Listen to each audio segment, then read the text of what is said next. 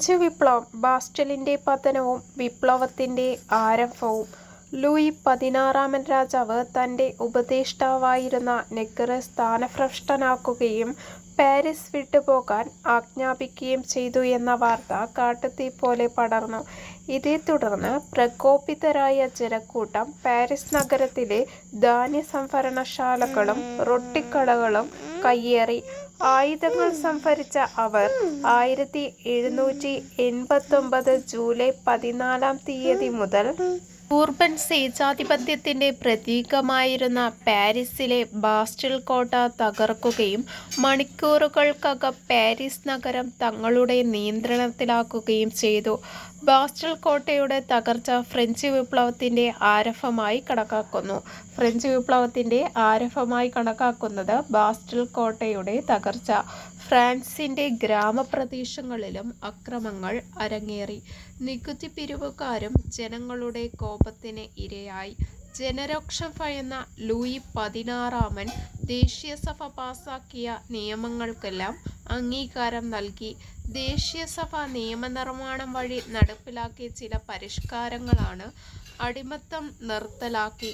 പ്രഭുക്കളുടെ പ്രത്യേക അധികാരങ്ങൾ എടുത്തുകളഞ്ഞു. ജനങ്ങൾ കത്തോലിക്ക സഭയ്ക്ക് നൽകേണ്ടിയിരുന്ന കരം നിർത്തലാക്കി. ബൂർബൺ സ്വേച്ഛാധിപത്യത്തിന്റെ പ്രതീകമായിരുന്ന പാരീസിലെ ബാസ്റ്റൽ കോട്ട തകർക്കുകയും മണിക്കൂറുകൾക്കകം പാരീസ് നഗരം തങ്ങളുടെ നിയന്ത്രണത്തിലാക്കുകയും ചെയ്തു.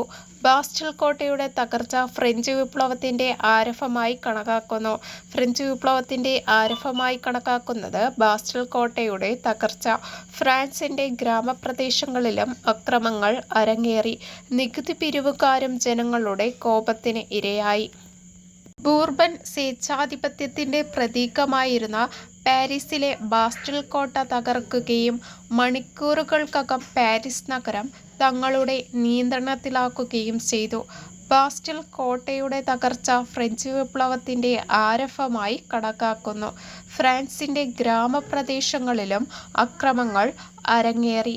നികുതി പിരിവുകാരും ജനങ്ങളുടെ കോപത്തിനിരയായി. ബാസ്റ്റൽ കോട്ടയുടെ തകർച്ചയാണ് ഫ്രഞ്ച് വിപ്ലവത്തിന്റെ ആരംഭമായി കണക്കാക്കുന്നത്. ജനരോക്ഷം ഭയന്ന ലൂയി പതിനാറാമൻ ദേശീയസഭ പാസാക്കിയ നിയമങ്ങൾക്ക് അംഗീകാരം നൽകി. ദേശീയസഭ നിയമനിർമ്മാണം വഴി നടപ്പിലാക്കിയ ചില പരിഷ്കാരങ്ങളാണ് അടിമത്തം നിർത്തലാക്കി. പ്രഭുക്കളുടെ പ്രത്യേക അധികാരങ്ങൾ എടുത്തുകളഞ്ഞു. ജനങ്ങൾ കത്തോലിക്ക സഭയ്ക്ക് നൽകിയിരുന്ന കരം നിർത്തലാക്കി. അധികമായി ചുമത്തിയിരുന്ന നികുതികൾ റദ്ദാക്കി. അടിമത്തം നിർത്തലാക്കി. പ്രഭുക്കളുടെ പ്രത്യേക അധികാരങ്ങൾ എടുത്തുകളഞ്ഞു. ജനങ്ങൾ കത്തോലിക്ക സഭയ്ക്ക് നൽകേണ്ടിയിരുന്ന കരം നിർത്തലാക്കി. അധികമായി ചുമത്തിയിരുന്ന നികുതികൾ റദ്ദാക്കി. ഭീകരവാഴ്ചയും സെപ്റ്റംബർ കൂട്ടക്കൊലയും. 1792 ദേശീയസഭയുടെ സ്ഥാനത്ത് നാഷണൽ കൺവെൻഷൻ എന്ന പുതിയ ഭരണസമിതി നിലവിൽ വന്നു. നാഷണൽ കൺവെൻഷൻ നിലവിൽ വന്നത് 1792.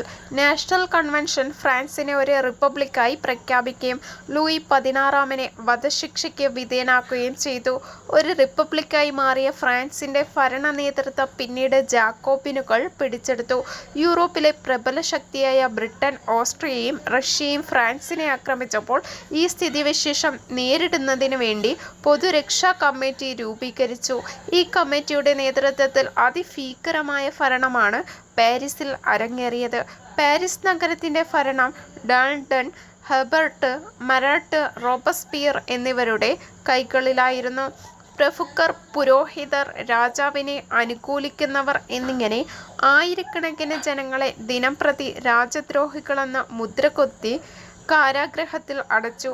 ജയിലുകൾ നിറഞ്ഞപ്പോൾ തിരക്ക് കുറയ്ക്കാൻ വേണ്ടി 1500ഓളം പേരെ പാരീസിലെ തെരുവുകളിൽ വെച്ച് കൊലപ്പെടുത്തി.